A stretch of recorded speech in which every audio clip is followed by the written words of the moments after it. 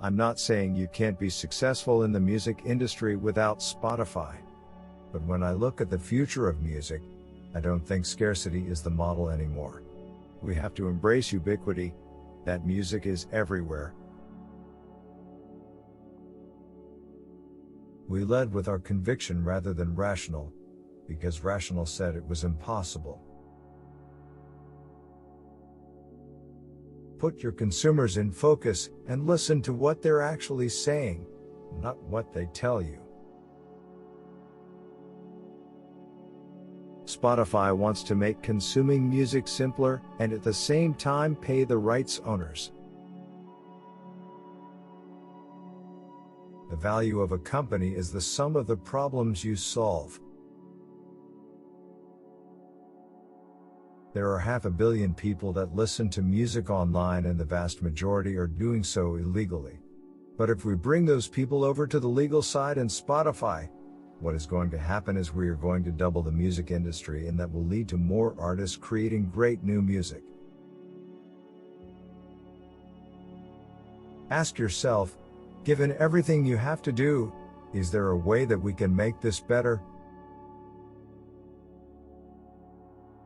Sometimes we succeed, sometimes we stumble.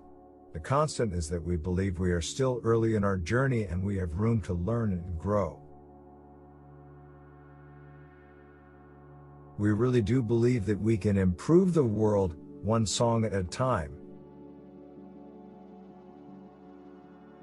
I feel, really, that the ones that aren't doing well in streaming are predominantly people who want to release music the way it used to be released. I had two passions growing up. One was music, one was technology. I tried to play in a band for a while, but I was never talented enough to make it. And I started companies. One day came along and I decided to combine the two, and there was Spotify. With Twitter and other social networking tools, you can get a lot of advice from great people. I learned more from Twitter than any survey or discussion with a big company. No one wants to wait for tracks to buffer or spend hours searching through a website to find their favorite song. Music isn't like news, where it's what happened 5 minutes ago or even 10 seconds ago that matters. With music, a song from the 1960s could be as relevant to someone today as the latest Kesha song. The main reason people want to pay for Spotify is really portability. People are saying, I want to have my music with me. With Spotify, people don't get it until they try it. Then they tell their friends. What we do is wake up every morning and think about how we get more music out to people. How do we get better music? We breathe, eat, and sleep music. People just want to have access to all of the world's music. At Spotify, we really want you to democratically win as a musician. We want you to win because your music is the best music. There are many phases through a company's existence where you, as the founder, must wear many different hats, and that's really hard. You must be versatile as a person to be able to do that. I think this is what people get wrong.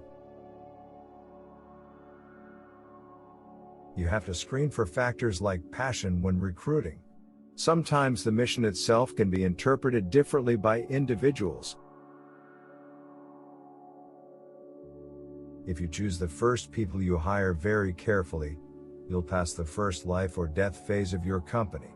The second thing is getting that team to fulfill the right mission.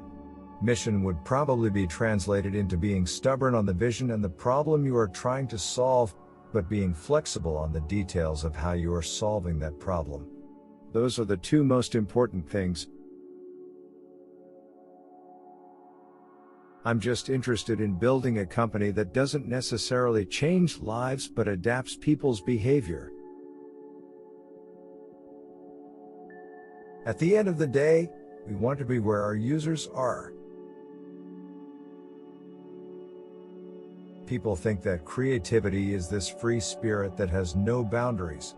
No, actually, the most creative people in the world schedule their creativity. That's the irony. So I try to do the same.